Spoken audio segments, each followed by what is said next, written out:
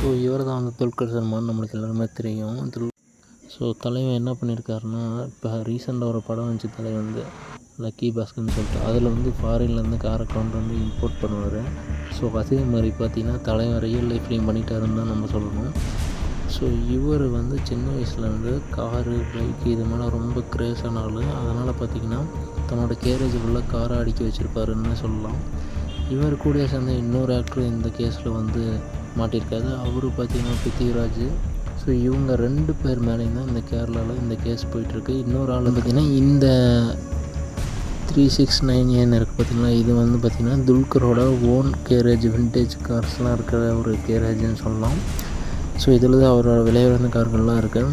இவங்க முக்கியமாக எந்த மாதிரி கார்லாம் வாங்கியிருக்காங்கன்னு பார்த்திங்கன்னா எக்ஸ்யூவி ரகத்தில் வர லேண்ட் ரோவர் இந்த மாதிரி கார்லாம். ஸோ இது ரொம்ப நாளாக வெயிட் பண்ணி மோட்டார் வெஹிக்கல் டிபார்ட்மெண்ட் கேர்லாம் வந்து போய் வாட்ச் பண்ணியிருக்காங்க. 1 மந்த்து அதை ட்ராக் பண்ணியிருக்காங்க. எங்கேருந்து அந்த கார் வருது, யார்கிட்ட இருக்குது அப்படிங்கிறதெல்லாம் ட்ராக் பண்ணி தான் இப்போ வந்து ரைட் பண்ணியிருக்காங்க. இது பார்த்திங்கன்னா பூட்டான், இந்தியாவோட பக்கத்து நாடான பூட்டானில் இருந்து அங்கே ஆல்ரெடி யூஸ் பண்ணியிருக்க ஆர்மியில் பெரிய பெரிய ஆஃபீஸர்லாம் இருப்பாங்க. அவங்க யூஸ் பண்ண கார்லாம் இது பார்த்திங்கன்னா சேல் பண்ணிடுவாங்க. புது கம்பெனி வந்தோடனே அதை ரிட்டர்ன் பண்ணிவிட்டு இதை வாங்கிப்பாங்க. ஸோ அந்த மாதிரி பண்ணுறது இது அங்கேயே சேல் பண்ணிட்டாங்க. அந்த காரை வந்து பூட்டானில் யார் வேணாலும் வாங்கிக்கலாம். ஸோ அந்த வாங்கின காரை கொண்டு வந்து இவங்க என்ன பண்ணியிருக்காங்கன்னா ஆல்ரெடி பூட்டான்லேயே வச்சுருவாங்க. அங்கேருந்து பார்த்திங்கன்னா இமாச்சல பிரதேஷ் இந்தியாவில் இந்த ஏரியாவில் வந்து திருப்பி வந்து ரிஜிஸ்டர் பண்ணியிருக்காங்க. ஸோ இங்கே ரிஜிஸ்டர் பண்ணி 150 கார் இந்தியா ஃபுல்லாக வந்து டெலிவரி பண்ணியிருக்காங்க. 150 காரில் பார்த்திங்கன்னா ஆக்ட்ரு, செலிப்ரிட்டி, பிஸ்னஸ்மேன் இவங்க எல்லாத்துக்குமே இந்த கார்லாம் போயிருக்கு.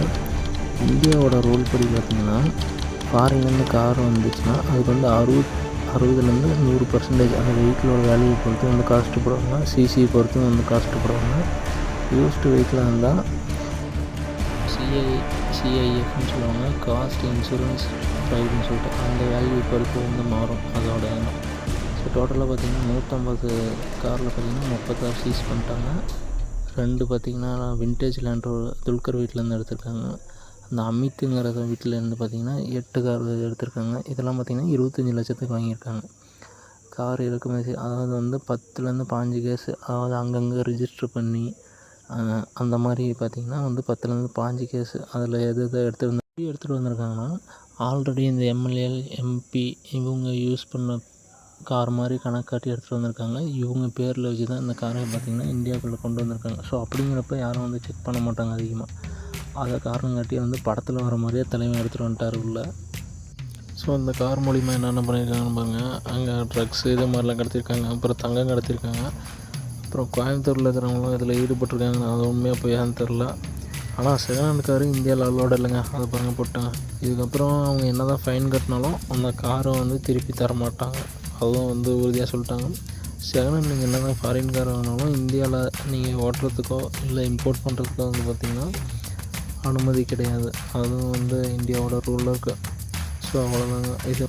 ஸோ இது பார்த்திங்கன்னா இந்தியாவோட பேசிக் டேக்ஸு இதில் போட்டிருக்கோம். இதில் பார்த்திங்கன்னா காரோட சிசி இல்லை பைக்கோட கெப்பாசிட்டி இதெல்லாம் பொறுத்து பார்த்திங்கன்னா அது வந்து மாறும்.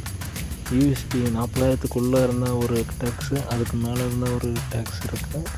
ஸோ இதுதான் வந்து பேசிக்கான வந்து இந்தியாவில் நீங்கள் கார் வந்து இம்போர்ட் பண்ணணுன்னா இதுதான் வந்து பேசிக்கான டேக்ஸு. வந்து இந்த ரைடு போயிட்டுருக்குது. போலீஸு எல்லா ஸ்டேட்லேயும் ரைட் பண்ணிட்டு இருக்காங்க. டோட்டலாக அந்த 150 காரும் எங்கே இருக்குங்கிறத கண்டுபிடிச்சிட்டு இருக்காங்க.